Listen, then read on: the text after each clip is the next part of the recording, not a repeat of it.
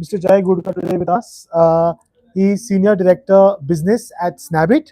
And just talking or introduction about Jai that I could put across is the fact that uh, almost 10 years of working with and now Snabit. That's the kind of journey with startups that Jai has been able to pull. And I think it is some amazing growth stories for various brands that he's built with. So even be it Misho, be it House of X, be it whatever, I think there is tons of growth learnings that he'll be able to share with us and something that we all can learn today. So just one question before we start off is, so what were you able to buy after Misho went live? To be honest, the employees of Misho, right, who had the ESOPs, we still haven't been able to exercise, right? It takes some time for that to Correct. happen. But honestly, my plan is to just invest it back in the markets, right? Like Great. not spend the money from that. So And anyone who's looking for a funding, see, there's one investor right here with us. Right. But anyways, just jokes apart. Putting one more question to you, Jai, is this was a formal introduction I could give. If you had to introduce yourself, how would you want your introduction to be? if uh, if I had to introduce myself, right, myself. In my eyes, I'm just a kid with big dreams, right? Who has been very curious and has been um, to keep growing in life, right? And thanks to the blessings of everyone, of course.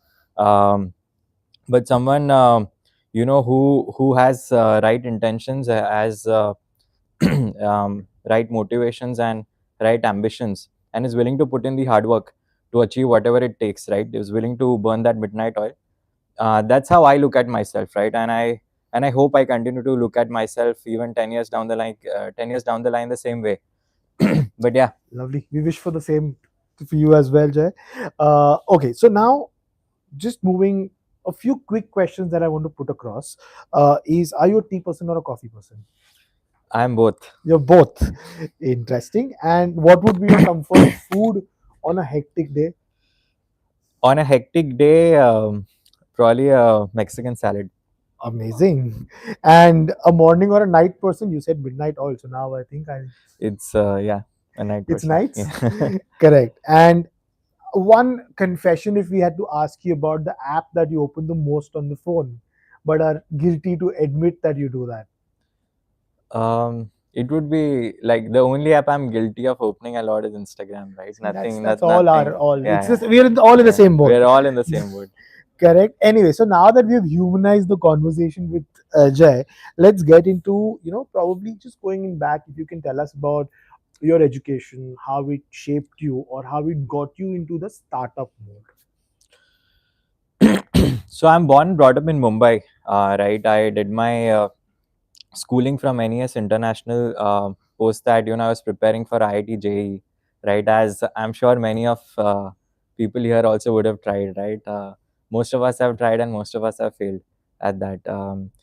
I failed at IIT JEE, and then I decided to move to commerce, right? That's when I entered BMS, started doing BMS, did that for 3 years. But when you want to do something in life, right? JEE is one of those things, right? I was like very clear I'll do a great MBA post my undergrad. And post I finished my BMS from SIS, right? I was very clear that I'll do whatever it takes to do a good MBA, right? And that's what I started preparing for. Everything that happened between that and my MBA was just me doing things that I enjoyed, but eventually the goal was always to get into an MBA, right? And so I went to Logic Serve. I did product management over there for about 1.5 2 years. Then went to Reliance. Again did product management over there for about 2.5 years. Then got into ISB, did my MBA from there. And then of course post ISB I was able to get into Misho through placements. And Misho has sort of been a game changer for me, wherein I learned a lot by being around some of the smartest people that I worked with. And post that again decided to take some risks. Right, went from Misho, which had already become like a $5 billion value org, to joining a really young startup called House of X, right? which was just up and coming, because I thought social commerce is going to be a very big thing, and it is a big thing, right? Worked there for a year, decided I wanted something even more exciting, something that grows even more, right? That's when I lucked on Snapit, right? Again, decided to take a risk again, and hopefully this time around the risk has somewhat been fruitful, right? So that's been like my education and my Correct. work journey. So some more just questions about this same journey as well. So would you say you were a book smart person or a street smart learner? I would say at different phases in my life, I was a bit a bit of one thing at some point in my life and a bit of other thing at other points in my life, right? When I look at myself now, I am more of a street smart person, right? When I was comparatively younger, I was a more of a book smart person, right? So it's been sort of that evolution that's kicked in. Lovely. And because this question comes commonly to all, is how did formal education help you? But if you could answer it in a perspective where we all know that probably graduation or post graduation gives you a boost, but I would want to reframe this question for you, saying because you went to ISB, does the quality of the university where you do your post graduation matter, or is it about learning things before you get into post graduation? Um, See, the thing is, to get into a college like that, right? You need to have some amount of foundation, right? Some amount of learnings that you've already accumulated and some amount of things that you've already done. Once you reach there, it's like climbing a ladder. Right. You climb that ladder in that duration. It's not like you learn something very different in ISB compared to, let's say, any other B school or any other college in general. It is pretty much the same things, just that you're learning it with people who are also like you, right? Who are also very ambitious, very hardworking, and of course smart, right? And that is what makes the difference, right? That is what ultimately makes the difference. It is not the curriculum, it is not what you learn there. It is The just the people around people you. you are around with. um, Amazing. So true. And in this journey of yours of learning, when did you realize that you think different than how most people think? I think that's the really different than others. um, the slight differentiation sort of, Akshay, only comes from the fact that I sort of have been more curious, right? And I've sort of always adjusted my goals as per where I reach, right? So the moment I reach here, I'm like, okay, now let's go for this, right? And I'm very curious to reach there.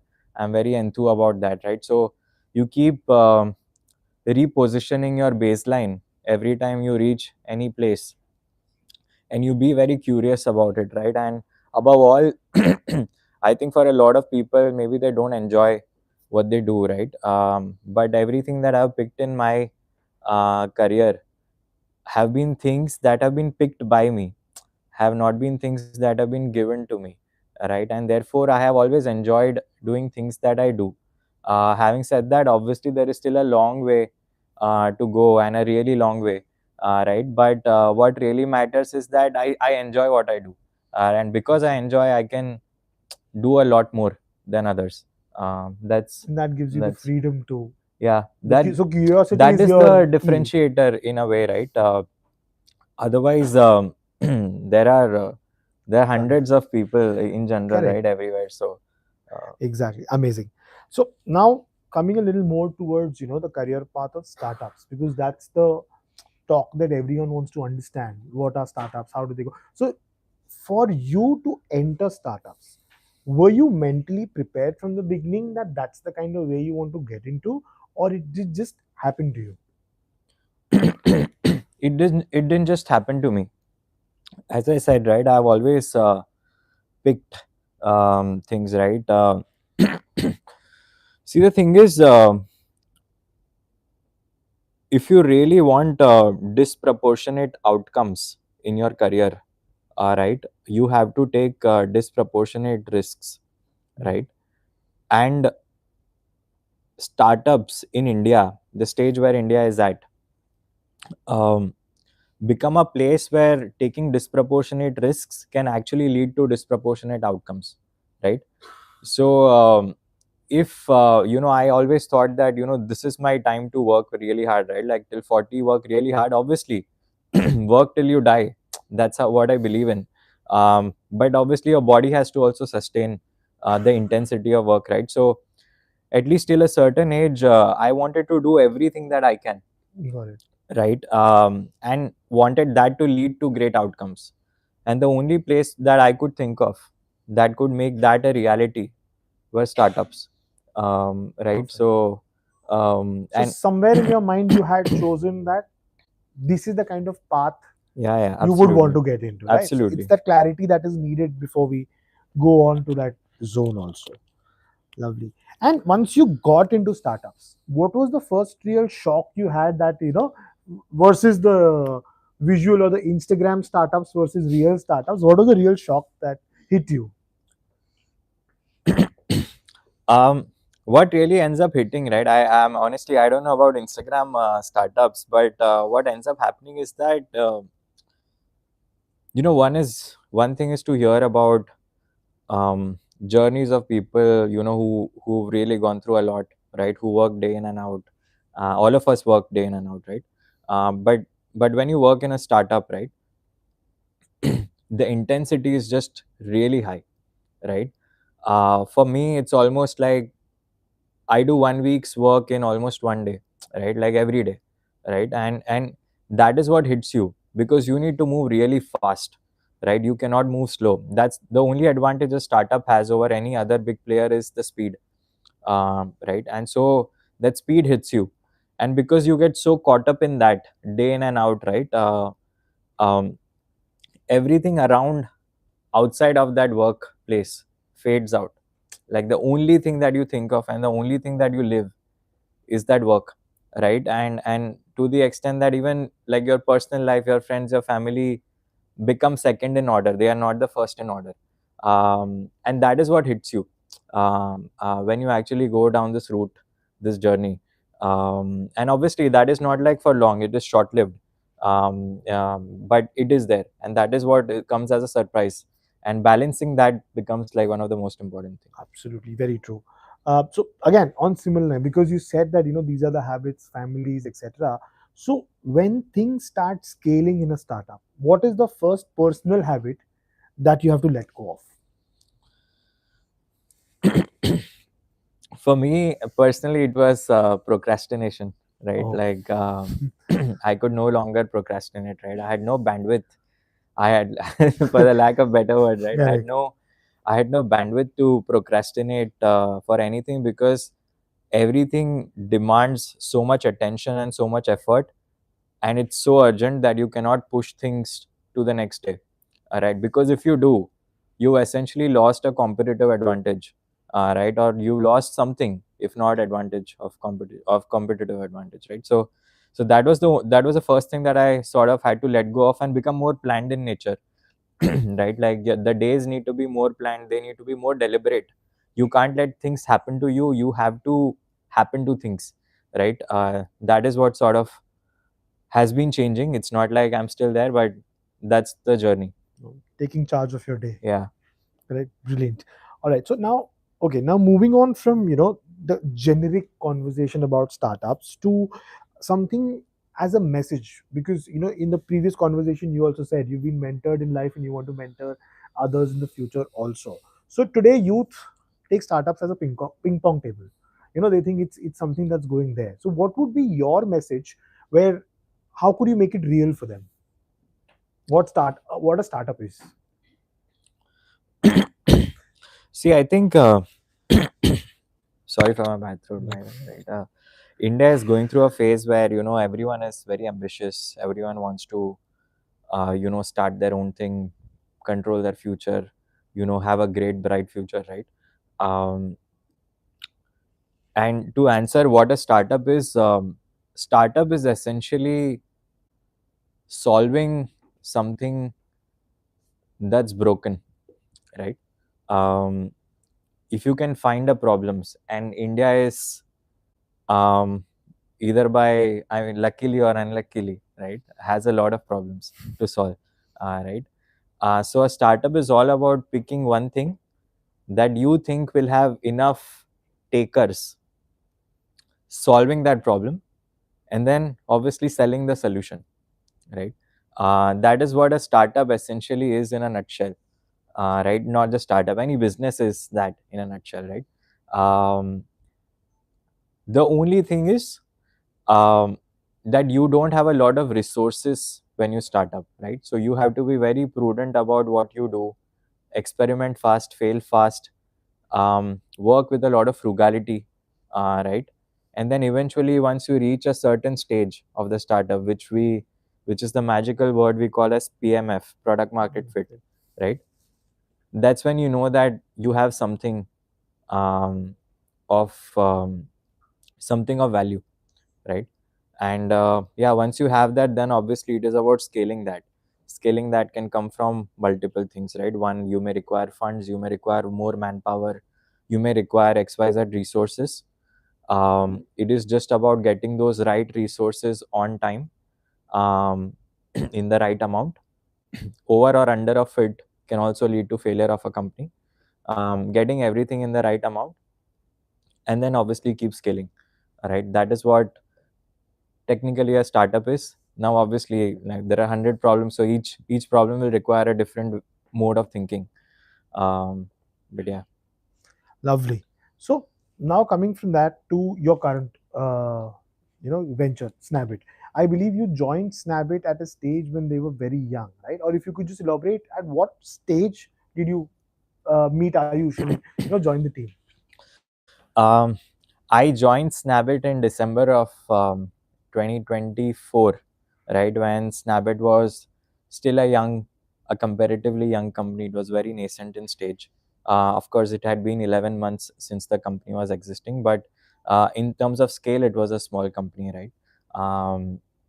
That's when I sort of met Ayush, understood his vision, right? Because whenever you're joining a very, very young startup, right, what matters the most is the vision of the founder and the founder, right? And honestly, that is all that matters. You buy in the vision and you buy in the founder. And once you do that, and Ayush obviously is a phenomenal founder, as we all can see now, right? And From the first meeting I had with him, I was like, I had completely bought in to the idea, right? Because this is a problem that each of us face. I personally have faced it a lot. I went and discussed it with my family, and my dad was like, this is a big problem. And I think a startup like this will do really well. And so, yeah, buying into the vision and buying into the founder. Lovely.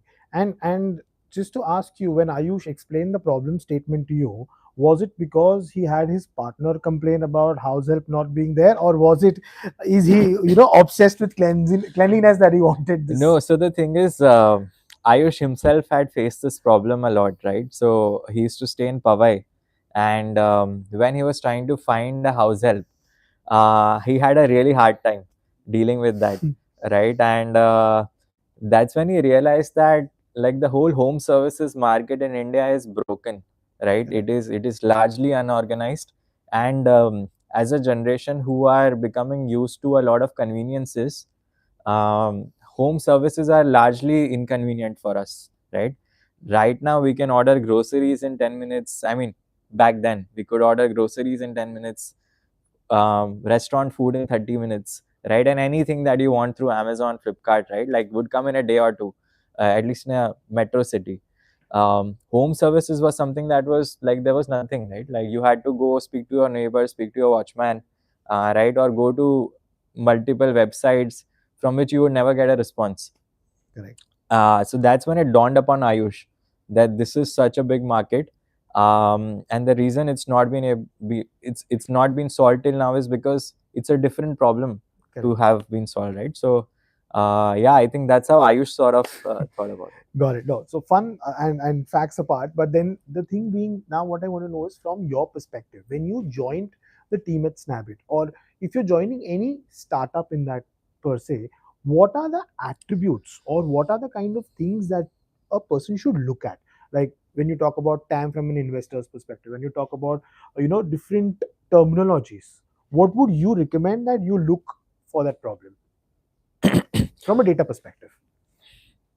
I while you ask me this answer from a data perspective, I would want to answer it like holistically, right? Please. Um, One is obviously the way that an investor would look at a startup is kitna TAM hai, kitna SAM hai, kitna SOM hai, right? Like these are the terminologies that they will use. Um, they will do some rough math and come up with a number. Ki, okay, this much is the market and all of that, right? Obviously, startup is a bit of that. Um, but when you're evaluating a startup, right? It is a lot about the vision and the problem that is being solved, right? And obviously, there has to be a certain baseline of market that one will aim to reach or one that is available to capture. But a lot of it is just about vision and how strong the belief is in that vision, right? And how is the founder like, right? You're just, as I said earlier, you're just buying into that. You're not buying into numbers, because if the founder is strong and the vision is strong, right, um, everything else will get figured out over time. Nobody has like a very clear path to growing in a startup, like the startup growing in a certain way, right? Nobody has that. It is just something that you figure out on the go, and for that to figure out on the go, you just need to have very strong conviction. So you buy into the conviction. You TAM, SAM, SOM, I think are all important things, but they are all secondary. So it's the Yeah. founder, the vision, Yeah, the people that we absolutely. get involved with, Yeah. right? And when you were with these guys, or when you started off, I think you started off as a chief of staff again, uh, with Snabbit as well. So this role probably is a very journalistic role of doing everything. When you talk about that, what were your core challenges, or probably challenges, if you can talk about Snabbit, in setting up ground ops? Because this is a very ground heavy business, and it requires people management. So if you can elaborate a little on that. So when I joined Snappit, right, like one of the problems that I was given to solve was growth, right?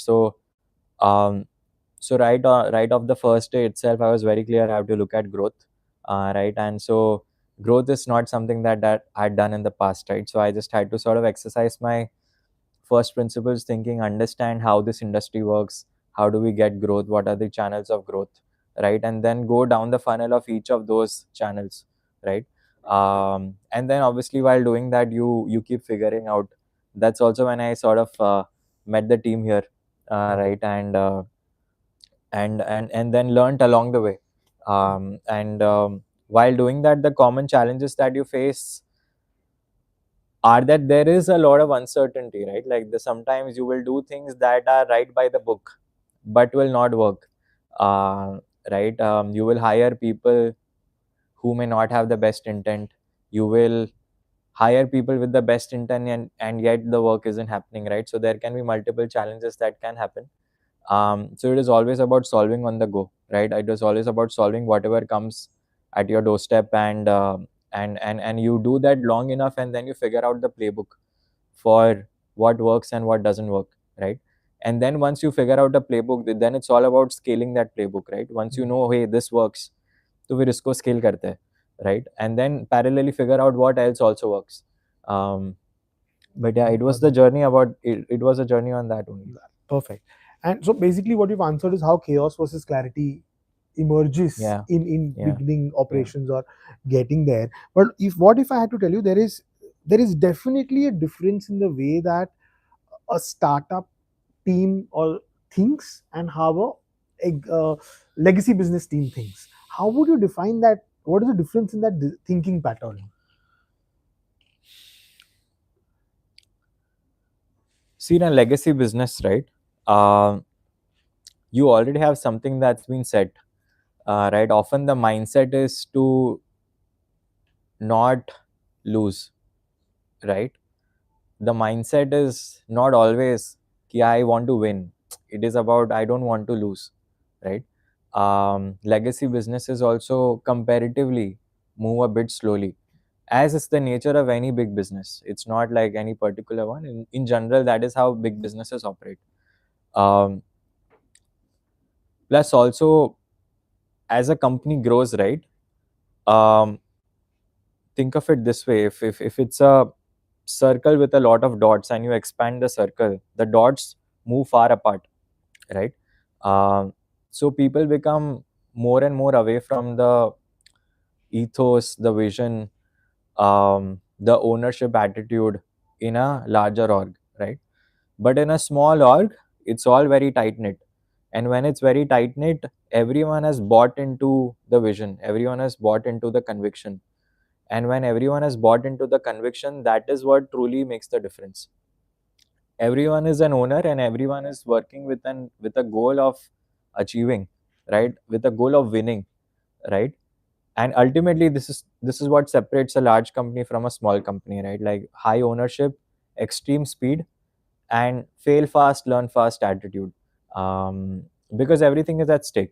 A large company, if they make one mistake, nothing is going to happen.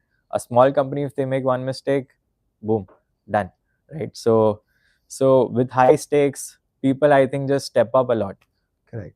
And so completely aligned with how you said this. So in this case, now when you have to talk about, say, because you're in a leadership role, you have to manage people, or for even like an organization like Snabit today, it's going to be a people heavy nature of business. How do you solve for the resource problems? Or there is always a problem of resources in a startup. How do you take them up? How do you solve for them? See, I think resource problem, right, is sometimes real and sometimes it's a mindset problem. Right, sometimes you actually have a lot of resources, but maybe you just want more comfort, right? And hence you need more resources. I think the best work that anyone will ever do is when they are constrained, right? And so the way to deal with the resource problem is to be very intellectually honest and ask yourself, um, if I don't have X resource, and let's say it's not going to be there, I don't have an option to have the X resource, can I still do Y, right? If the answer to that is yes, then you go all out and do it. If the answer to that is no, it cannot happen. Sometimes fundamentally you cannot do something if you don't have resources. Then obviously you need to get the resources, right? But more often than not, what I've seen in my life is that the problem is not the resources. It is usually the mindset. um, and so it is a problem that only truly one can be very intellectually honest with them and get an answer on. Awesome. So, and with a company that's growing today, at particularly at any stage, which is an early growth stage, which is first funded, or a series, first round of series that is going on, how do you say that, like, how much of decision making is logic versus how much is, I would say, how do you put it, uh, just that it's your intuition?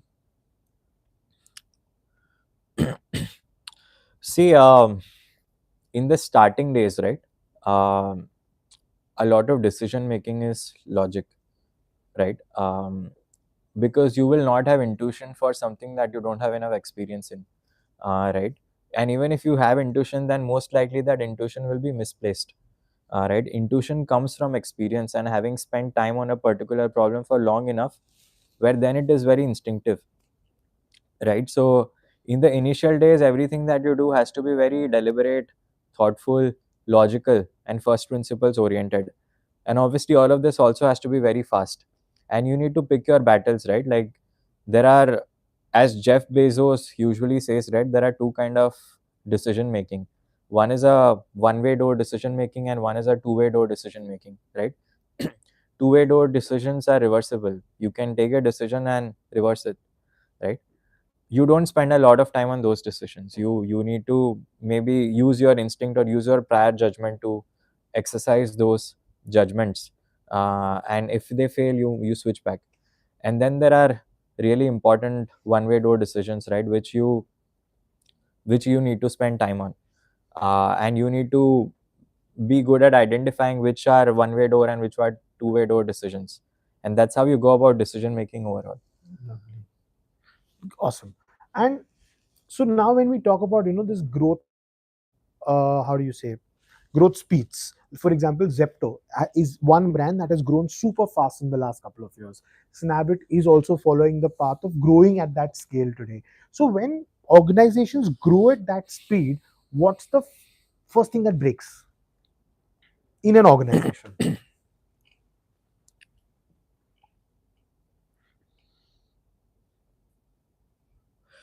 When an organization is growing really fast, right? Um, the first thing I would say that breaks or sort of starts moving away or is left behind, right, is are people who don't move fast enough, right? If I have a group of 5 people and we all decide to achieve a goal or run a marathon, right? Anyone who does not run fast enough or who's not able to catch up will eventually not win the race, right? So usually in an organization that's moving very fast, this is the problem, right?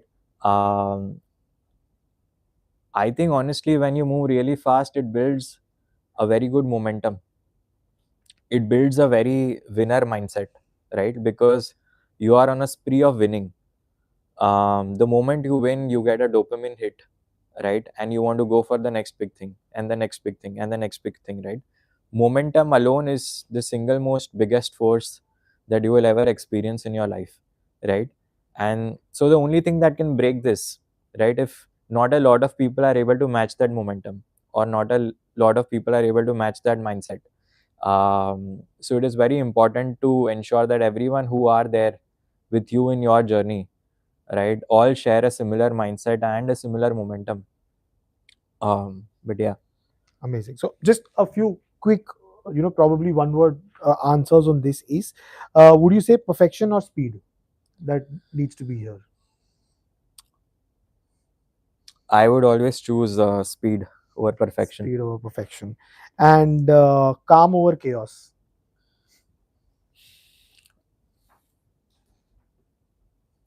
See, I think depends. But I've realized a lot of decisions that one would have taken with a lot of chaos in their mind could also have been taken by being calm. So I would always choose calmness over chaos. Lovely. And working with a team your age or your generation, or working with a young team? The right mix of both, right? A lot of younger generation folks bring in a lot of energy and a different perspective. It is very important to be in touch with that perspective, right?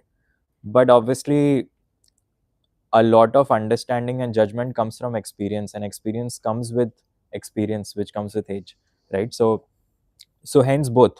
So a Not mix that you would Yeah, balance should yeah. put there. Amazing. So now just moving the conversation more from the soft side to the numbers side or so on. So when founders or core teams today think of starting something, what should be the point where a startup founder or a core team should go out and look for investment? Or what maybe, or the other way to put this question is, when should you not go out for investment until you achieve certain point of clarity? um, the answer is different for different stages of a startup's life cycle, right? When you're just starting out, you you may need some initial funding amount just to establish a PMF, right? That can either come from your friends and family, your own savings, or through a well-wisher who may be willing to invest, right? um, Once you have that, you work very frugally and establish a PMF. The moment you have a PMF, that is when you go out and search for funds, right? Because otherwise anyway nobody's going to invest, right? This is largely true for most of the startups, apart from the ones where the founder already comes with certain pedigree of having worked somewhere XYZ, right? And they are entering a space that is already very hot, right? For example, if someone who's worked in Meta AI today decides to start his own AI startup, he will not have to establish a PMF, he will still get funding, right? But if you're building a new category, a new product, you will have to establish a PMF. That is when you can raise the money, right? And then obviously once you've raised that money, then you have to keep scaling, keep growing, right? And keep growing sustainably, right? And the moment, again, right, again, this question is a bit more complex, because when you raise money depends on what scale you are at, what is the competitive pressure, how much money you have in the bank, right, and what are your future ambitions, right? All these four things combined is what sort of leads to the decision of raising money, right? And so the answer may depend upon each variable moving up or down. um, but yeah, largely I think anyone who wants to get started should look to establish something that has a strong PMF, right? Now maybe a question that comes is, what is this PMF, right? PMF is when PMF is product market fit. It usually, you can define a product market fit, right, when any product that you're selling or any service or anything that you're selling, right, has a strong repeatable user base, right, who tried your product, who liked it, and are willing to keep coming back to it at a certain interval, right? Only when this happens that a business can become a business, right? Otherwise you're just, otherwise you're just spending money to acquire a user, and then they never come back. And usually people spend more money to acquire users on the first go than what they make from them, right? And so it only makes sense is when they keep coming back, and okay, I have acquired this user base who will keep coming back, and maybe 1 year down the line I will start making money from them. When you realize this, and this shows up early in like 2-3 months of a business getting established, that is when you have something in your hands. Now whether that something becomes big or not truly depends on your execution capabilities. But yeah. Perfect. And with this, as you said, when you do a product market fit, when you get out there, when you understand that you have repeat users, today we see that a lot of startups go out and burn a lot of their funds that they raise on marketing to acquire that set of users in the early stages. Do you think that's the right way for startups to go and acquire by burning funds, or is a systematic growth, hyperlocal growth path also a manner that should be chosen, or like a planned growth path to be chosen? It again, right, like it's a question that truly depends on the macroeconomic factors also, right? um if my mathematics of the business tell me very clearly, right, that I can go aggressive, and in the next 1 year or in some amount of time, 6 months, 9 months, 1 year, right, I will recoup that money and I will build a sustainable business, then not going fast would just mean losing the battle, right? Correct. So if I know something is going to work and I have mathematical proof of that working, then there should be nothing that should stop me from moving aggressively, right? Sustainably growing a business is a great practice, but may not always work in a consumer internet marketplace business, right? Or when there is a lot of competitive force around you, right? If there is no competition, if you're a monopoly, if it's not a consumer marketplace business, right, then sure, you can grow sustainably, in fact grow profitably, right? But it depends on the choice of sector that you picked, right? That sort of gives the answer to this. It's no one size fit all answer. Answer there. Amazing. Okay. And now, when we talk about, say, fundraisers, when a firm raises funds, there are a lot of congratulations around. There's a lot being spoken. But what is it on the back that is not being spoken about? Because it comes with great responsibility when funds come to a firm. So, what is that thinking, or, what is it that the core team has to go through when the funds have come, of what they plan further?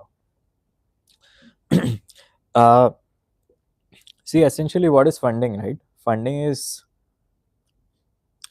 uh, is someone investing in you with the hope of better returns in the future, right? So funding is a responsibility.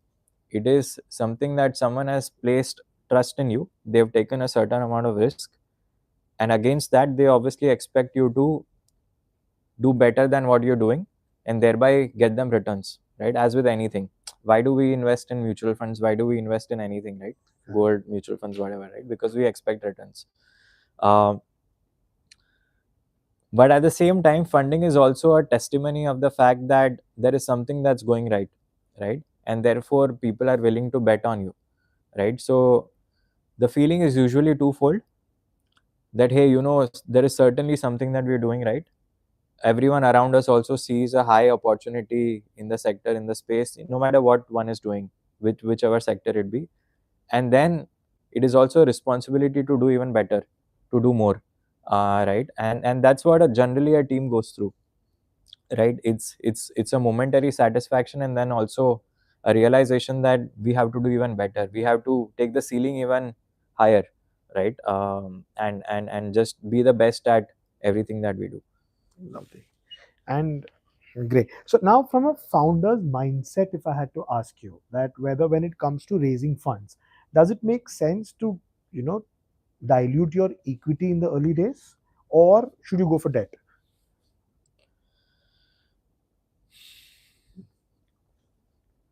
I think it's again a question, right? Like if I just place myself outside of Snabit, right, outside of wherever I'm working, in general, everything that I've learned in the last few years, right, there are certain scenarios where equity makes sense, and then there are certain businesses where debt may make sense, right?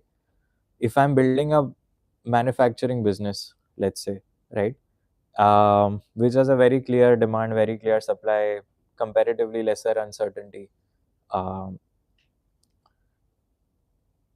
why should I dilute my equity, right? Like I can just take some loans, I can just take some debt, I can invest that money, and I know that within 2 3 years I'll be able to break even, and whatever, I'll be able to repay my entire debt and eventually make money while owning 100% of my company.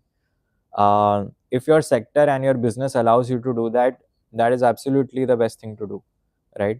And if it doesn't, that is when you go down this route, right? For example, most of the consumer internet businesses, right, um, they are generally high risk, and and also, debt has a ceiling, right? Like you cannot go like extremely high on debt, um, and that's why people go for equity also. Perfect. So that explains the ratio choice that one can make here. And now, if one, from your perspective as an individual, not any company, not any founder, but what are the kind of money mistakes that founders keep repeating again and again, generally with fundraisers, or generally with the flow of cash that they get to run the business?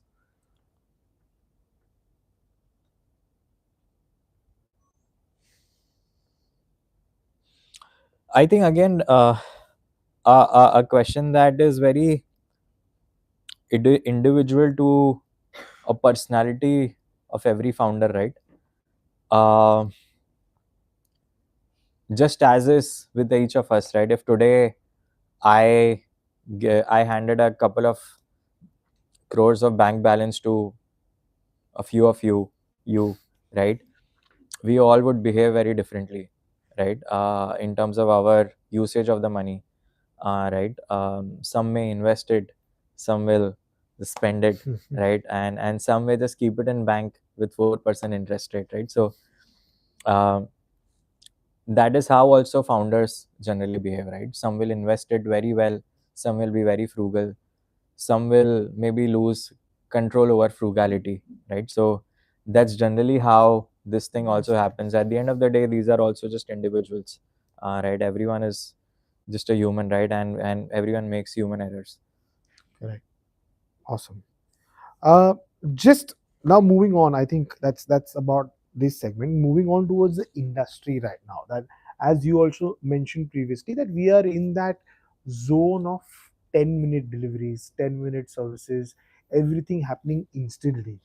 How, what would be your perspective on the future of the 10-minute business? um See, I think 10 minutes is very high. 10 minutes or 15 minutes, 20, 30, whatever, right? Like a certain time period of minutes, right?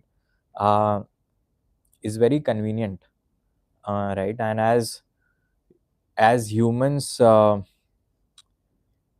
if you can get something that's convenient by not paying comparatively higher amount, right, Why wouldn't you want that, right?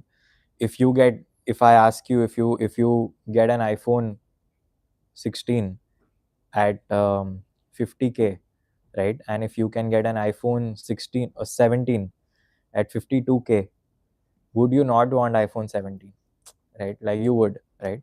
uh, it's the same analogy that sort of goes into this kind of business, right? If I can get something quickly, um, why shouldn't I do it, unless there is merit in me not getting it quickly, which in most of these cases there is none. Right. um, so I see the future of quick services, quick anything, right? Quick delivery, quick services, quick anything that we do. And if it makes sense, honestly, it has to make sense also, right? Like, um, I see it as something that will do well. And India's infrastructure also allows support for this, right? And yeah, added convenience is nothing wrong, right? We often demonize more convenience and things like that, but there is no harm, right? Like if it is actually doing no harm, there is no harm. You Correct. save time, you can use that time to do better things. But then, what's the cost that this comes at? Like, is this sustainable? Because there's a lot of burnout happening because of this 10-minute culture. To be honest, um, there is I think it's very sustainable, right? It is largely sustainable, and a lot of companies follow very sustainable practices and really care about the workforce, right? I largely don't see anything. It in fact provides so much employment to a lot of India, right, and gives them more dignity, better quality of life, that they can and more money which they can use to support their family. How can that be wrong, right? Got it. So, okay, again, just to change this a little perspective on this is on human burnout also when I say is when the core teams, because the functionality of this is a very human, it is a tech led thing, but at the same time it is a very human thing. You often hear founders say, for this festive season we've created a war room inside our office. Or for example, Dipinder Goyal mentioned that they used to have a war room during 31st for their Zomato orders or any New Year party or so. So the kind of involvement people have and the kind of burnout they go through there, is that something that's sustainable for individuals? Because that means people will start retiring early, or hopefully they will not be able to sustain it as a long term work till the last day kind of a attitude. Honestly, that's not how it works, right? Any big business that you see, right, will have times in a year when they will go through high demand, right? When there is high demand, that is the time when you step up and cater to the high demand, because if you don't do that, the business anyway will not flourish, right? um, and it's pretty much just that, right? Like, it does not lead to burnout, I think, no matter what business it is, right? Think of IPL, right? um, Sportsmen, right? Like during IPL, they are playing a cricket game every other day, right? The whole backend infrastructure is active throughout those 2 months, right?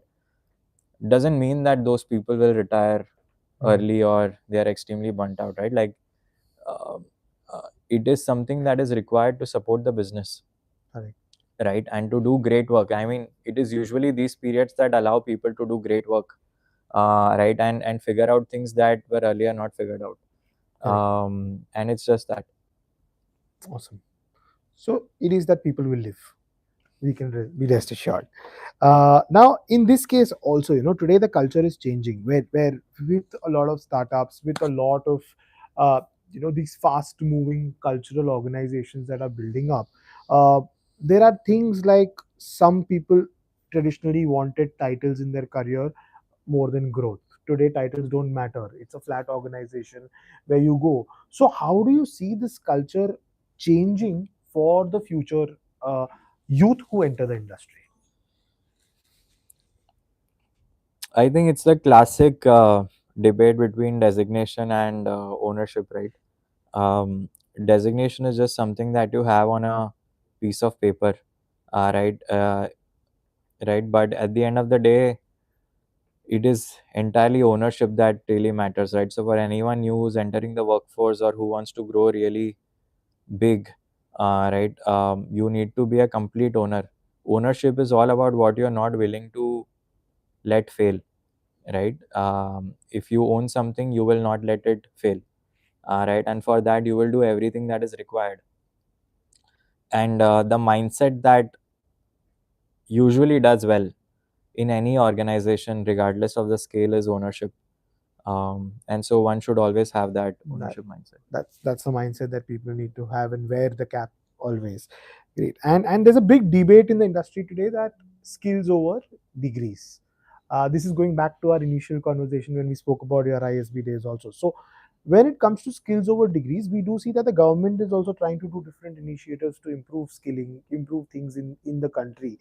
How or what should a today's youth focus on to be able to build a long lasting career? Because sometimes probably it's a short stint with a startup where skills might work, but eventually you might need a degree, or how that balance can be found. If you're very good at your skills, right, skills, ultimately skills are the most important thing, right? Skills are what allow us to actually deliver a meaningful output, right?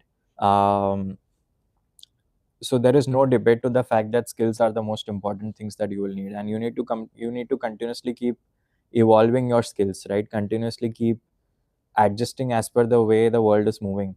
um, where degrees matter is that it's like a certificate of a skill, right? Just think of it that way, right?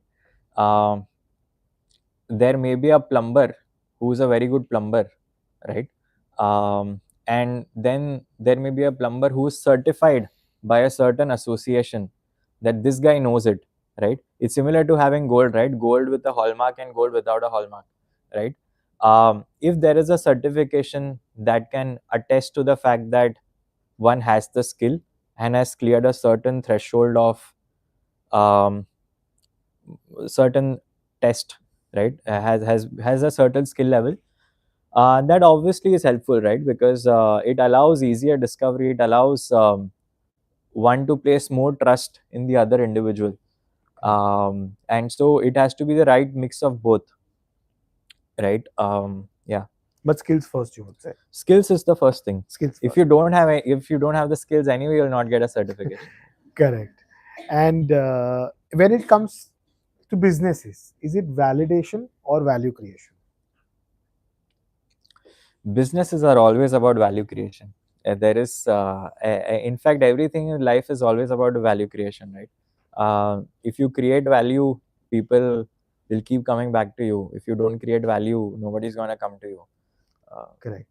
So today, when we talk about again value creation, all of this, when it comes from a relationship with a investor in the organization, uh, it is being heard or it is being said that every investor, because even as you said earlier, they come or become a part of the business as a business transaction. They are coming to in or investing in you because they expect a return out of you. So these days the startups have a hurry to reach an IPO level because that probably gives the ROI faster to the investors. So is that decision generally an investor led decision, or is that a founding team led decision that we go to IPO so we can create exponential value quickly? Honestly, this is something that's outside of my purview, also, right? This is Got it. somewhere where I've not reached yet to be Right. able to My comment on. question wasn't about Snapit though. No, no, It's general. no. In general, also, I will say, right. Like, I have not been a part of these conversations to know what really is the Pushes. thought process, right? But as for traditional um, companies, I believe the decision to go for an IPO usually comes from the fact that, sometimes you want to raise more money to be able to grow business farther, right? And that's when you go for an IPO, right? But this is for like businesses in the, like, I'm not talking about startups, I'm talking about like businesses, right? But yeah. Correct. Okay. Interesting. Okay. I just want to put this like a few questions upfront about a few companies, I would say. You can choose very easily not to answer them if you wish to. But what would you think is the future of this brand based on the pace that they're growing today? Is the kind of question. Uh, What do you what is think the is the? future of the brand? Do you think it'll grow faster, it'll become bigger, eventually it might crash because the way they're growing, or they'll be merged with someone else in future, they'll grow with someone else Got possibly, it. right? Got it. I I do not want to comment on. Correct. Uh, Got it. No, then I would want to start with something which is obvious in the industry, that I'll say Zepto. Everyone knows that's the talk of the town. I think Zepto um, is doing well. Right. They're solving a good pain point, right? And I think it'll do well. It'll do well. Yeah. All right, great. uh Zomato. Zomato is already doing well, right? I think like But there are I think so you many mean Eternal, changes, right? right? Eternal, no, not Eternal. Zomato. Zomato. Because Blinkit is taking over Zomato. That's why I asked you See, Zomato. that's fine, right? Like you can have another arm of business within the larger conglomerate, which is doing better, Correct. as how it should always be, right? If that does not happen, then you're not making the right future decisions, right? But I think Zomato, obviously, if you think of China, China does almost 10x the number of food deliveries a day than what India does, right? Correct. So I don't think we've reached a ceiling anywhere. This will 100% become a really big business, is my belief. Yes, brief. Great. Snap it. Snapit, I think, will be one of the biggest consumer internet companies of the in India to come, right? Like it is, I have 100% belief in the fact that it will do really well. And we wish we are partners helping you reach there. Right. All right. So now coming to just, probably towards more of the human element, more of the human side. We're coming towards the end of the discussion here as well. What is that one thing that you go to on a stressful day that helps you relax or keeps you sane?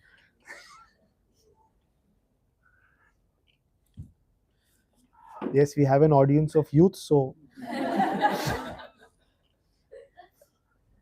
I would say, like apart from going to my family, right, which obviously keeps me a lot more sane and to the ground, right, keeps me more grounded. I think in terms of anything outside of my family, I just go to YouTube, to be honest, right? Like I spend some 30 minutes on YouTube whenever I'm too stressed, or I go on a walk. I think actually not even YouTube, it is actually taking a good 20-30 minutes walk, right, in a good vicinity, right? Listening to music, which usually brings down my stress levels a lot, gives me a lot more clarity. So whenever I have this thing, right, whenever I'm caught between two decisions, very confused about something, I just go on a walk. I just go on a walk and I keep thinking while I'm walking, and then suddenly have some clarity, right? So awesome. And one belief you changed in yourself or your thinking with time as you grew with startups or with businesses. see, one thing that's clearly changed, and I think the most important thing that I have realized is that when there is a will, there is a way, right? If you want to make something happen, no matter whether you are an expert in that field, whether you already know something, you don't know something, there's someone to help, there's not someone to help. If you really want to do something, um, you can figure it out, right? And over time, what I've realized is the very thing, right? No matter what the problem is, there is always a way, and I will figure it out, right? At least I go with that mindset. Awesome. And one thing you wish more people knew. It could be something dumb as well.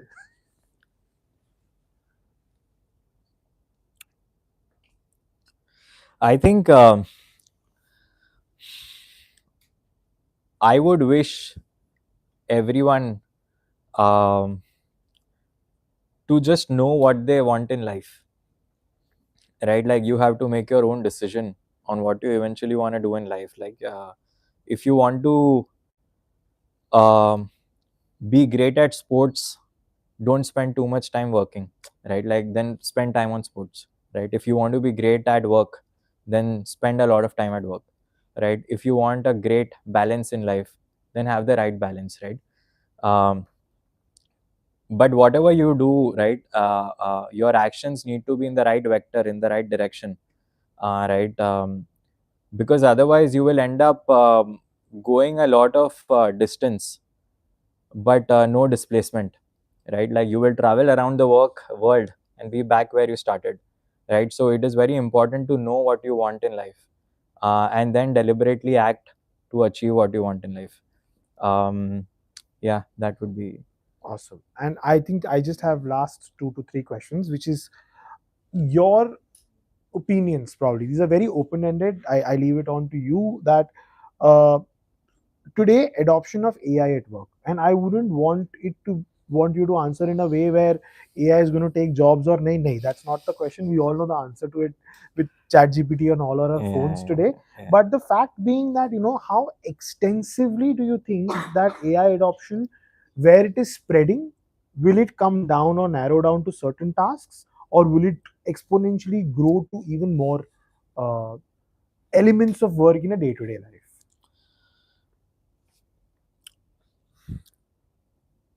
It will. I think AI will have inputs in everything that we do, right?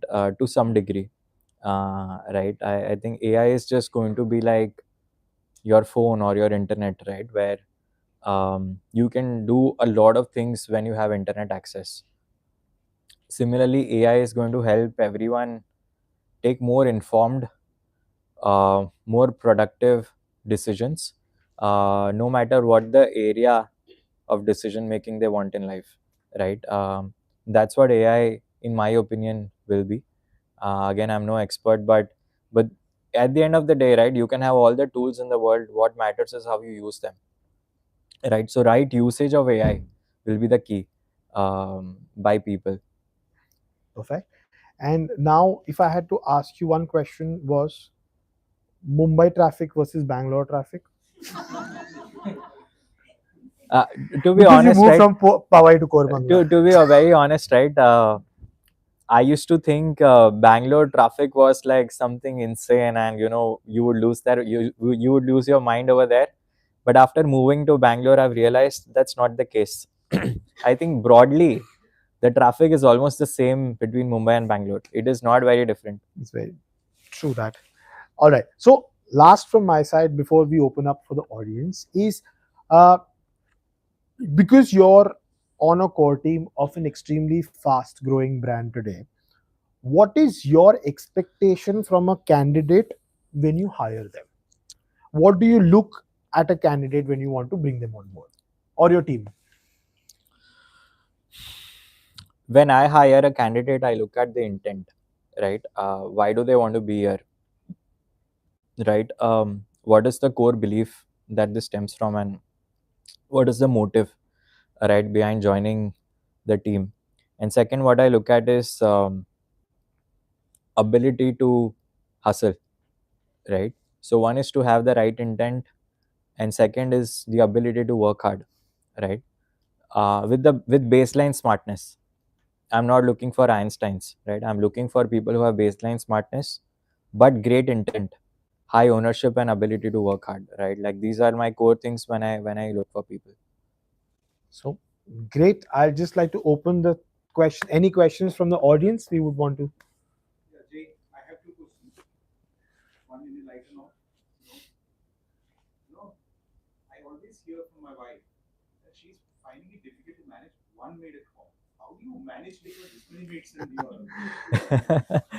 you know we That's why we're here, right? uh, what we do is difficult, but through right processes and right systems, you can manage people. do you find operational maids going to it because you are finding it you are solving very big difficult in a situation where somebody is going to somebody's house. Have you faced with any challenges which you can share? See, I think by and large, right, there are generally by and large no problems, because it's not like the maid industry used to not exist before or after any of the quick services platforms came, right? So the behavior is almost at the similar, but what changes is that a lot of house helps now have a lot more dignity. They have a brand name to attach to, right? And they feel a lot more confident in themselves, right? Which was never the case in the history. The one of the most marginalized sections, right? And now they're having their time where they are feeling more dignified, feeling more confident, feeling better. They have a community to share their time with. So it's largely very positive. Right. So the second one, uh, still we are doing a lot of good consumer tech, consumer faced industries in India, but still India lacks global solutions which is globally interesting or recognized. Do you think one of these startups is going to go global? See, I'm 100% sure that many of our Indian startups will go global, right? There is always a life cycle of how the whole startup industry evolves in any country, right? First, you start with solving your internal problems, right? And then eventually you start solving the world's problems, right? Um, and that's what even we will do. The kind of infrastructure that is getting built in India within each of these big companies, any big company that you can name off, right? Uh, they have extremely high talent density, a lot of hunger among the people, right? And a lot of resources to solve a lot bigger problems, right? So I wouldn't be surprised if any of our current Indian startups go on to become very big names globally also. um, in fact, I'm certain it will happen. Anyone else? No? All right. I think thanks for your time, Jay. Having it's a Absolutely. pleasure having you. It's a pleasure working with Snabit. It's a pleasure associating with you all, and hope and wish we can grow much bigger together. No, no, absolutely. It's been a pleasure working with you guys as well. And yeah, Great. thank you for having me. Thank you. Thank you so Thank you. much. Right.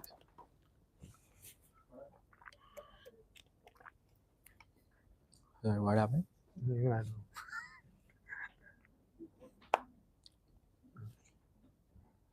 Super. Super. You can switch off the live maybe. Live band kar do. Yes. Okay, so thank you very much for that. That was a wonderful conversation. I'm sure you enjoyed that and learned a lot of things. So, as a token of thank you, we have a little bit of